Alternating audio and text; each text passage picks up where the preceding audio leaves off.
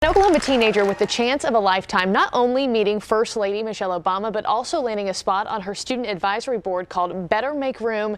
Its focus is college education, but we'll let her get to all those details for us because she is here with us live. So good morning to you, Jenny Ha. You're a junior at Western Heights High School.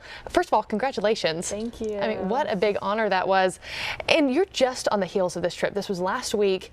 Tell us what it was like meeting Michelle Obama. You must still be on a high. Yeah, it didn't really sink in until after I left the White House, and now it's such a weird transition just to go back into my school and go back to like my daily study routine and my schedule. So I didn't when they sent me the email, I didn't realize I was actually they said there's not a 100% chance that you're gonna meet her, and so before going to DC, I just assumed that I was gonna listen to her speech and that we weren't really gonna take a picture with her and she wasn't gonna hug me, and it was incredible. Yeah, so we after we had a panel about college and reaching higher goals, we went to the diplomatic reception room and we waited for her to come in, and we had a spot for her like in the middle for her to come stand with us, and everyone's just, there's like 4 different entrances and we're like, where is she gonna come from? Just starstruck. Yeah. I'm sure. And tell me more about this Better Make Room. What is this student advisory board and what's its mission?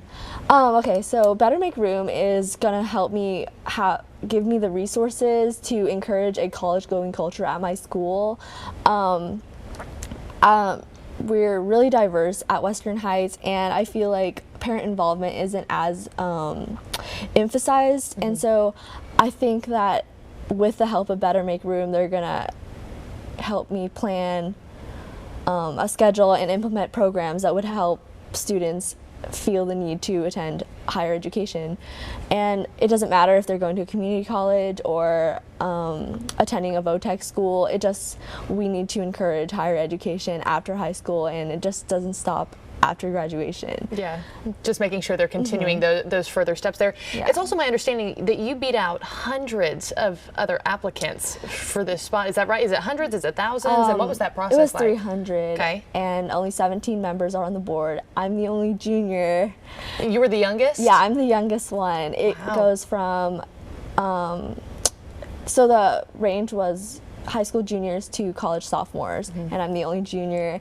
And I was that intimidating for you? Yeah, yeah. How did it make you feel? I was just like, because I usually carry myself well, and people think I'm older than I am, but it's just like, oh my gosh, you guys are in college, and then some of them go to Ivy Leagues, and I just never think that I'm going to meet people like that who come from the same demographic and have reached such incredible goals. Yeah, well, it's such an honor for you, but I mean, you're not an ordinary high schooler. I mean, I've looked at some of the stuff that you're involved in. You're junior class vice president, Key Club vice president, FCCLA vice president, member of the student council. What else am I leaving out here? I'm the Ward 3 representative for Youth Council. I'm also a part of Oklahoma Medical Research Foundation's Teen Leaders in Philanthropy. Oh my gosh. And I just finished my internship. It was about 4 months, 12 weeks at the Oklahoma Regional Food Bank. So cool and so involved. I think that's so important too. And why is education so important to you? Well, okay, so I really believe that we need to invest in our youth, and because that's our future. And to have educated youth, that's the most important thing. You don't want to give someone who's unqualified to run anything. So education is so important because life is about learning and just experiencing new things, and we are never going to stop learning. Every experience is a learning opportunity, and just to know more facts and more things that will help us throughout life.